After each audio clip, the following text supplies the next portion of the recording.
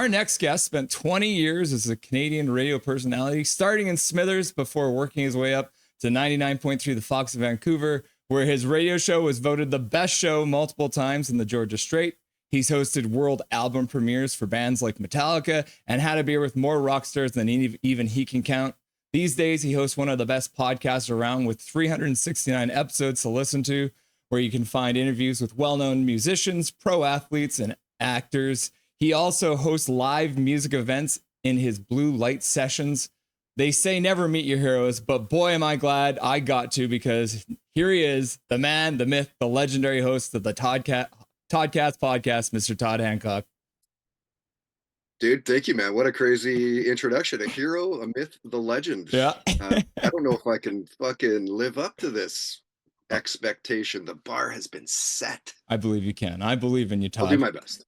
I'll do my best.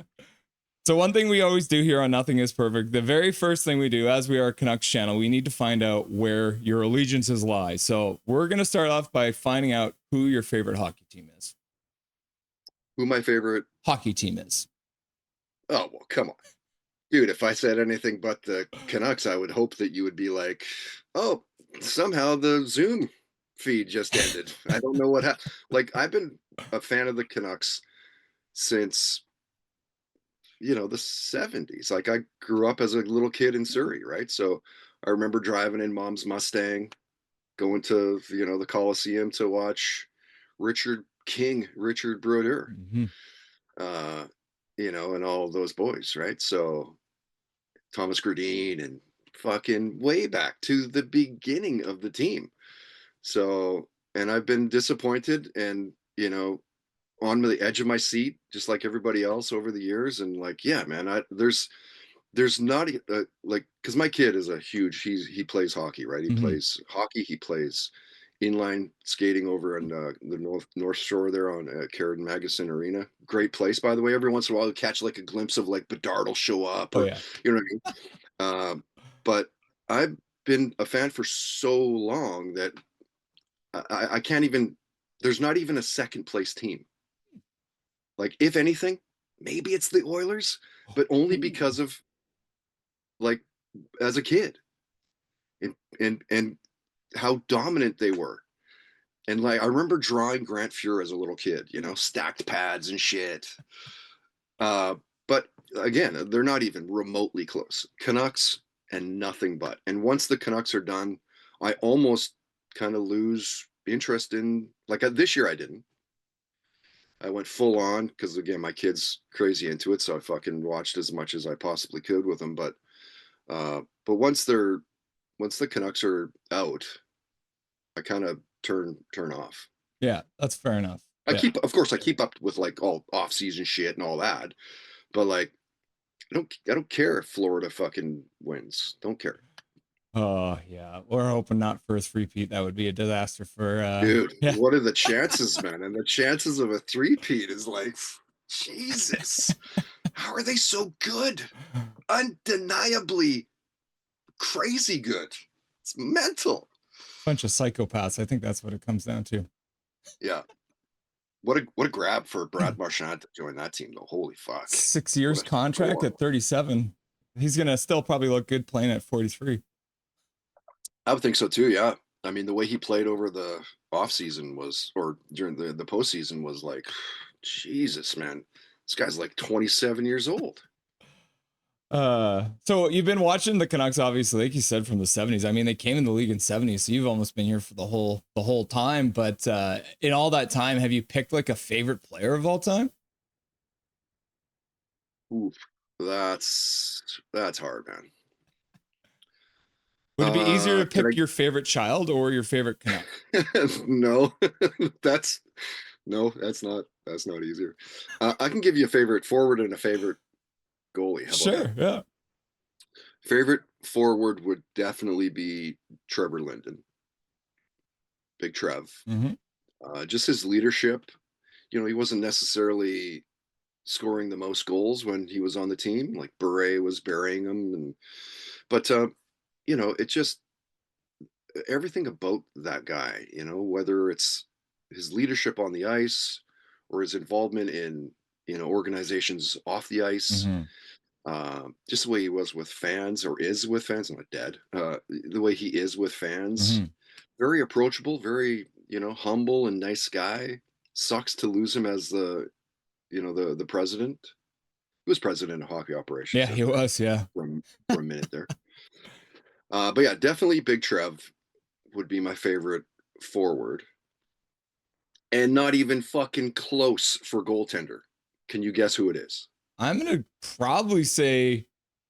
I mean, this might actually be tough because I feel like you've got an affinity for the King Richard Brodeur, but then I think it might be Luongo anyways. No, it's not. It's not. It's not neither of the two. It's Kirk There McLean, you go.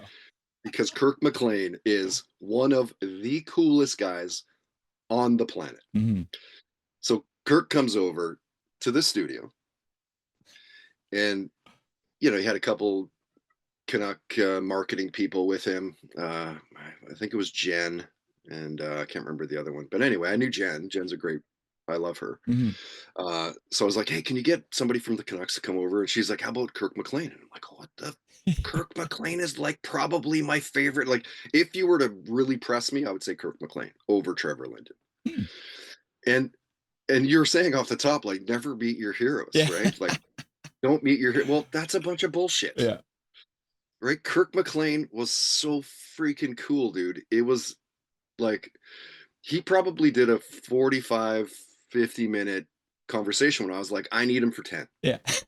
Like, I need a 10, 15, 20 max, And then afterwards, we're having a couple beers and shit during the conversation and stuff. But afterwards, he was like, yeah, well, tell me about the music that you play in the Toddcast, and like, how did you get involved with that? So I told him, I was afternoon DJ at Seafox. Oh, no way. Fuck, dude. I actually remember that. You and Karen, right? You and Karen Cans. Like, yeah. So he stuck around for probably a couple hours afterwards, and I was just playing him a bunch of, local indie bands and shit. And yeah, just the coolest guy, man. Kirk McLean. I have for all of the same reasons as Trevor Linden. Give them all on Kirk McLean as well. I have nothing but time of day for that kid. Like a fucking stud. So it's always funny too, because when I talk to guys like you who have been following for the team so long, this next question can be really a tough one too. Do you have like a favorite moment as like a fan of the Canucks, or it could be even just as a hockey fan? But is there a favorite moment over the years? Not really. I mean, slaying the dragon's pretty incredible, of course. Yeah. But not really. Like, I don't know. I just love watching the game, and there's really truly, like, where you get to the nail biter, it's game 7, we're fucking right in the fight, back-to-back President's Cups, we're gonna take it. No, we're not. We're not gonna take it. Those are the moments that, like, make it so I'll watch the Canucks until I'm fucking dead. Right.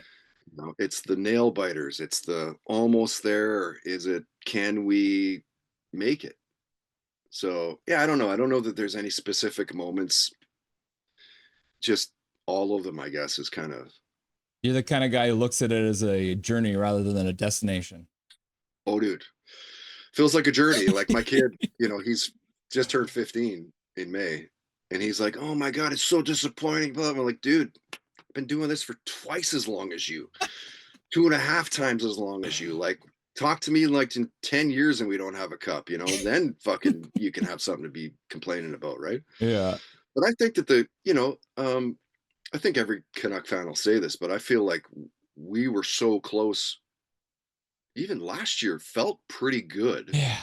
And then just certain things, like goaltending issues, trouble in the locker room with Pedersen and Miller, and fucking the media is like always poking and prodding. And is it the right move? Should have Miller stayed? And it feels like if it's not one thing, it's the next with this team. But I feel like we're so close, dude. Yeah. Do you feel the same way? Well, if you haven't read it yet, I highly recommend checking out Never Boring by Ed Willis. I've been reading this one. It's absolutely, it's like good, all the shit storm that is the Vancouver Canucks. So, and Ed Willis, obviously Vancouver legend too. So check his, of course, because it's great. We actually on the stream, we'll take a break and we'll have story time, and I'll read some of the shitstorm stories to the chat as we watch the intermission. Oh, that's great. Yeah, I love Ed Willis. Every once in a while he's got a take where I'm like, that's a fucking hot take, bro. But like overall, he does a pretty good job of covering the team. Yeah. Did you play hockey growing up, or was it strictly music for you? Road hockey. Yeah. Can't skate to fucking save my life, bro.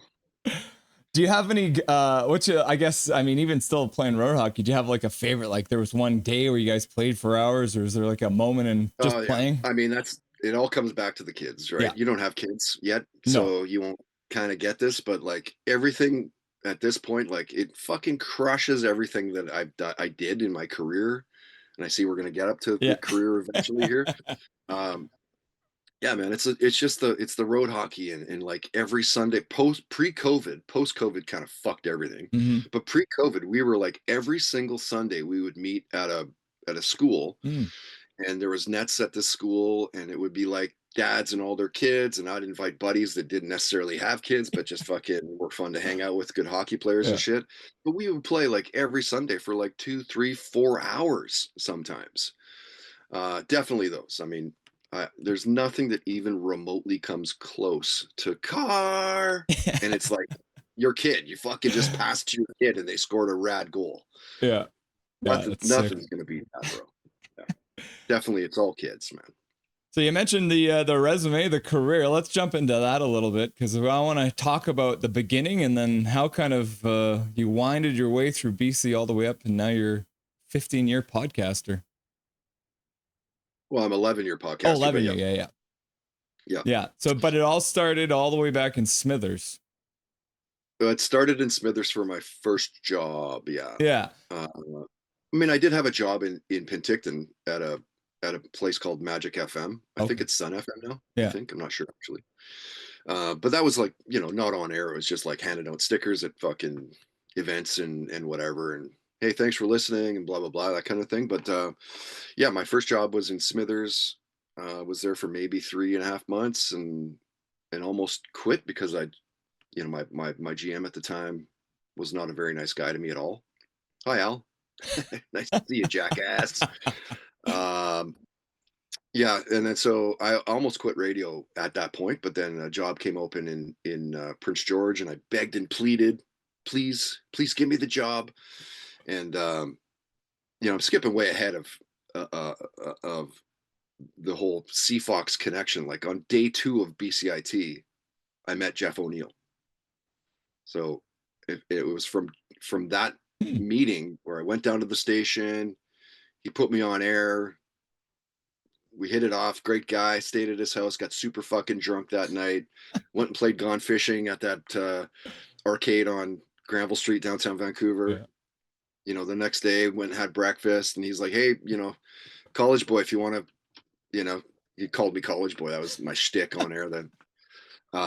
If you want to come and hang out and produce my show, because I'd like op his show. I'd produce his show as he's, on the fly, right? Like on night 1, he let me do that.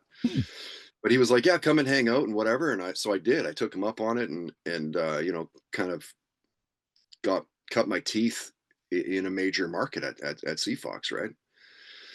So when I get to Smithers, I'm trying to do personality radio, pushing buttons and like hot topics and what do you think of this and what do you think of that, and like it wasn't working. But as soon as I got to Prince George, all of the like, what the fuck are you doing, bro, toe the line bullshit, it went from that to like pats on the asses in as they're crossing me in the hall, like, fuck, I heard that last night. Like, dude, that was beauty, man. Like, I did not leave my car because of what you were doing at like 7:30 last night.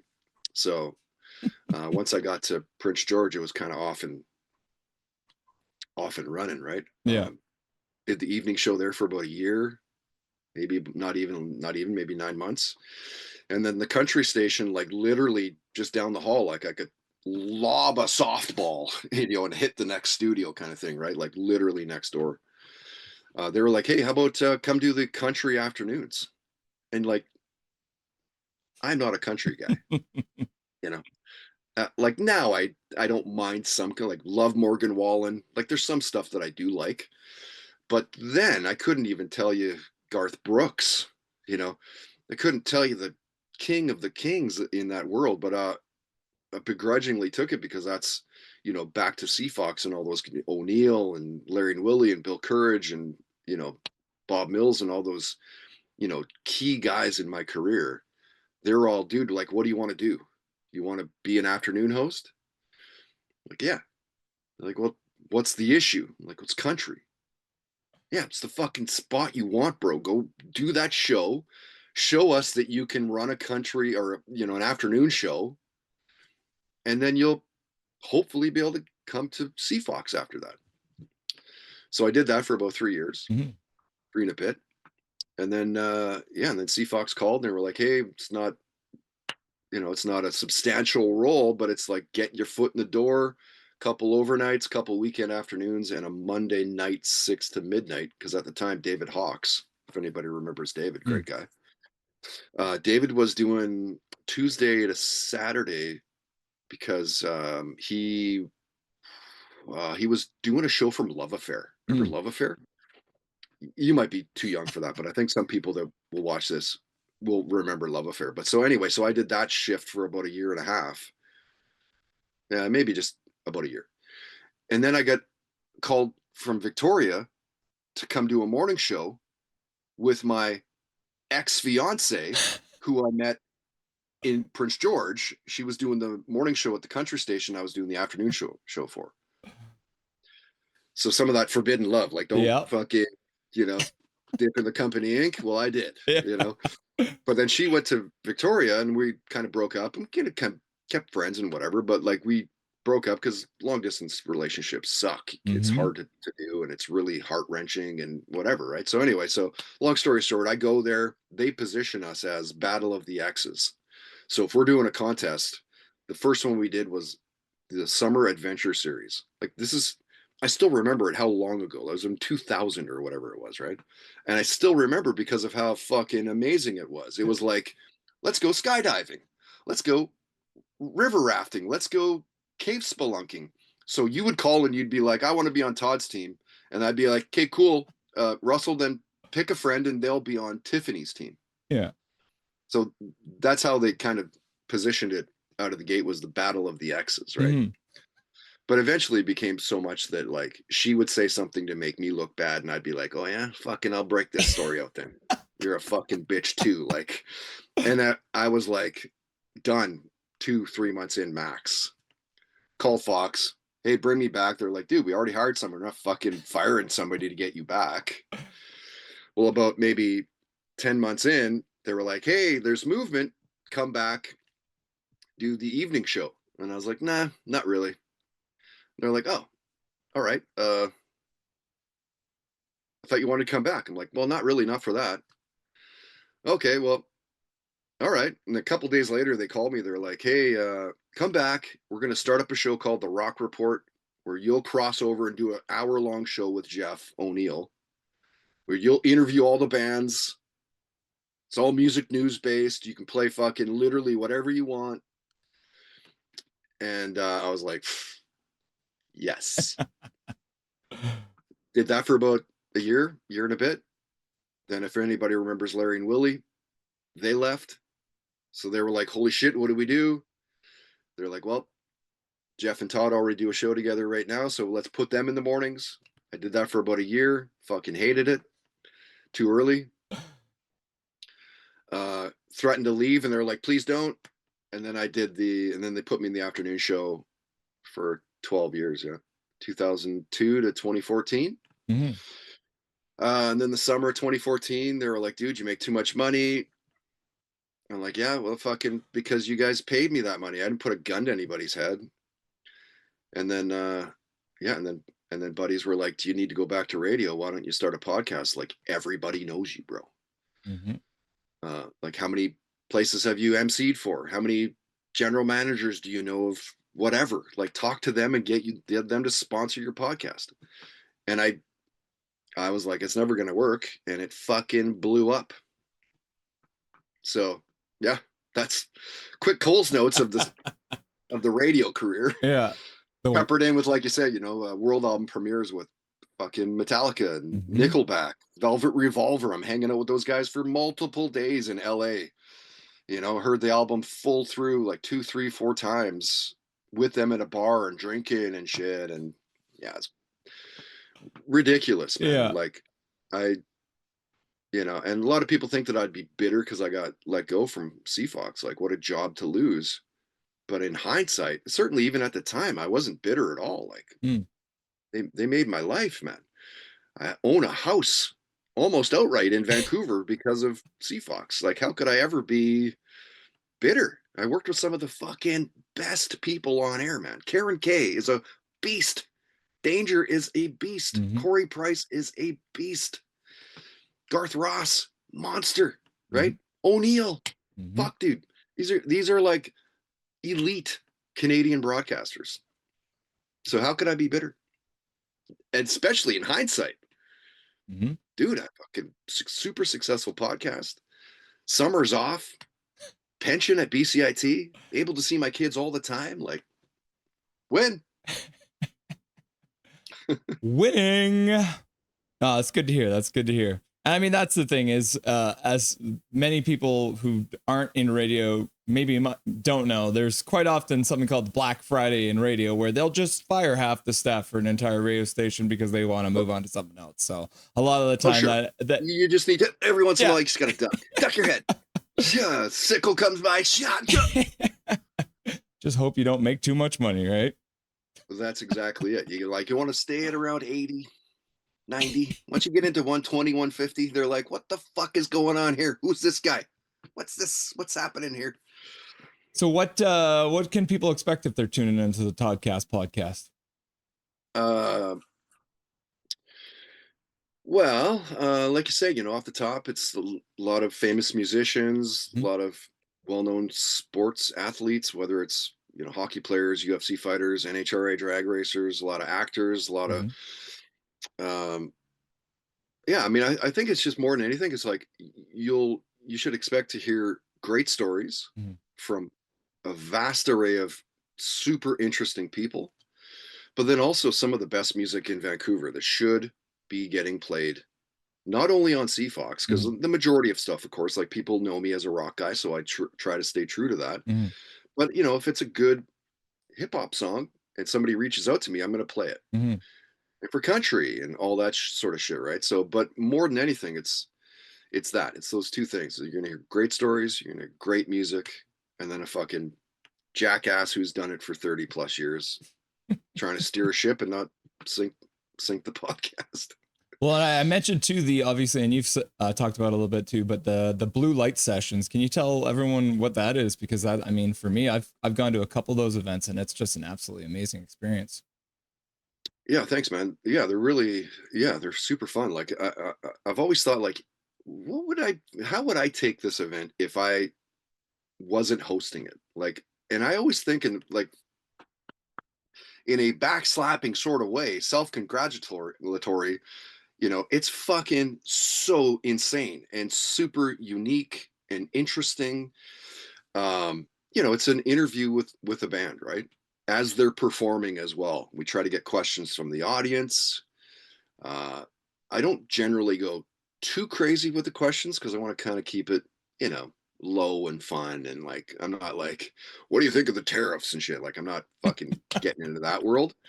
But it's essentially, if anybody remembers Much Music, intimate and interactive, like where they're on stage with whoever it was, George or fucking whoever, and the band's playing, quick little chat about maybe that song, or like, who are some of the influences? I heard that in that song. I heard this in that song. What was your first concert? That sort of shit. And then they go back to playing and back to the interview. That's the sort of concept was that. I nipped it.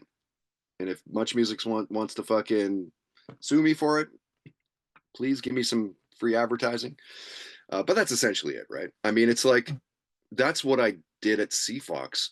I don't know how many times, right? I did that uninvited guest where I would take a band and like fucking huge bands, 3 Days Grace, Godsmack. Like, I'm taking these bands and playing a show in somebody's living room. Right. Right. Yeah. And that's essentially what the blue light sessions are. It's, I take a band, I put them in this really cool, small, unique environment that's like well, you've been, the Oh yeah. fucking vibe is so cool. Hmm. And we just shoot the shit, hang out, and have a great night. I mean, it's ultimately, I look at everything that I do with this podcast, Russell, like it's all based in the skills that I know from radio. Hmm. It's like the only difference is, well, now I don't have like, 4 promo people with me. I don't have, a think tank of whatever. It's just me. I'm like a fucking one-man army, and I just blow it off and fucking away we go. So yeah, they're super fun nights. Art Bergman and Billy Hopeless this Friday. I don't know Hmm. when you're releasing this, but on the 25th, Hmm. sold out. But figured I'd give that a plug. Yeah. Yeah. Yeah. So let's bounce back quickly to the Canucks, because before Yeah. we get out of here, I wanted to get your thoughts on the shitstorm that was last season, and Yes. whether or not you think the Canucks are closer to the 109-point team from a couple seasons ago, or the these are the days of our lives team that was last year. Yeah. Last year, like I think I touched on it a little bit. There was some shit that kind of, yeah. That's what it's like being a Vancouver Canuck fan, though. Do I think that they're better equipped to get to 109? Yes. Mhm. I love the acquisition of Kane. Mhm. I'm not super keen on taking the 5 mil cap hit to Mhm. get him, but the physicality that guy brings, the secondary scoring, like he is going to be a fucking menace in front of the net for the Mhm. Canucks. A menace. Though he does need to try to keep those penalty minutes Mhm. down. Can he do that? Mhm. So that's the one thing I really like about the Canucks in the offseason. Um, Demko, a lot of people are like, oh, he's injury prone. They wouldn't fucking sign the guy if, like, put it this way, they know more than what they let out. Mhm. And they're not going to sign somebody that's going to have an injury, he won't be able to play. Like, hey, maybe I'll be proved wrong, and I hope I'm not. But I like to think that the Canucks, at the very least, have the forethought of like, can he stand these next 3, 4, 5 seasons, whatever it was we signed 3 year? Mhm. And the answer is yes, obviously, or they're not going to do it, right? Mhm. So I like that. I don't like losing Shelovs because of that. Um, but that, I mean, it is what it is. I mean, to have a tandem in Lankinen, and then of course we also have like in reserve too. So you could argue the point for either. And I think that the one of the reasons people are really gunned up on Shelovs is that the MVP of the Calder Cup. Mhm.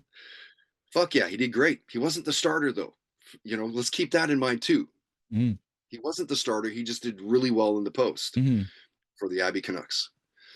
So, Demko back. Yeah. Garland back. Yes. Mhm. Garland is the engine in that band, Yeah. in that team. Yeah. I could see him. I could see him eventually getting the C. He's got 6 years on his contract, and when Quinn Hughes goes to play with his brothers, that might be the perfect fit. Well, that's the thing is Jack Hughes going to come. There's still hope. Yeah. Come on, Obi-Wan. You're our only hope. Well, I remember Imagine getting Jack Hughes here, dude. Like Yeah. that's the only way that Quinn Hughes is sticking around. If we don't get another Hughes brother here, na na na na. Hey, I'm holding out hope, Todd. I think I'm more optimistic. He's Canuck for life. He's gonna sign. This is the thing, and I don't know if you heard this one, because of the new CBA and how it's changing. The Canucks can sign Quinn Hughes to an 8-year extension in September, whereas if he goes to free agency the next year, he will only be able to sign a 6-year contract. So there's 2 extra years that the Canucks can sign him to. So I feel like that in itself is gonna maybe push him back into being a lifelong Canuck. But I mean, I might be just wishful thinking again on that one. I love how you're thinking, buddy. I would love to see that. I would love to see that. The crazy thing, right? We have like defensemen that are like, what's Myers, 6'8"? Yeah. Yeah. Isn't Yeah. I think he's 6'8". isn't Hughes like Yeah. 5'10"? Yeah. He's got a fucking foot on the kid, Yeah. and somehow Hughes is dominantly better. Yeah. How is that? That's what I love about that kid, man. He's such a small, feisty little prick. And of course, Besser.